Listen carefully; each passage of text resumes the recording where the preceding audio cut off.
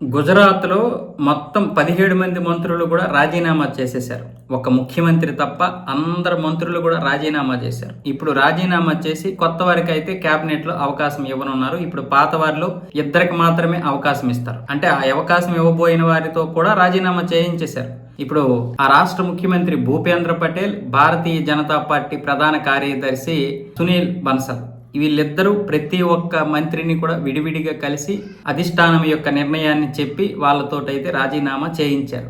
మిగతా కాలం అంతా కూడా కొత్త వారికి ఇప్పుడు అవకాశం ఇస్తారు. ఈ విధంగా క్యాబినెట్ని రాజీనామా చేయించి ఒక పెద్ద సంచలనానికే తెరదీశారు. ఇప్పుడు కొత్తగా మరొక మంత్రివర్గాన్ని ఎంచుకోవాలి కాబట్టి రేపు కానీ ఎల్లుండి కానీ ఆ రాష్ట్ర గవర్నర్ కలిసి అనుమతులు అయితే కోరబోతున్నారు కొత్త మంత్రివర్గానికి. ఇప్పుడు ఇది ఇలా చేయడానికి స్థానిక ఎన్నికలు ఉన్నాయి, అందుకోసమే చేశారని అక్కడ కొంతమంది అయితే చెబుతున్నారు. అయితే ఇక్కడ ఉన్నటువంటి పరిస్థితుల్లో ఒక్క మంత్రి నుంచి కూడా వ్యతిరేకత రాలేదు.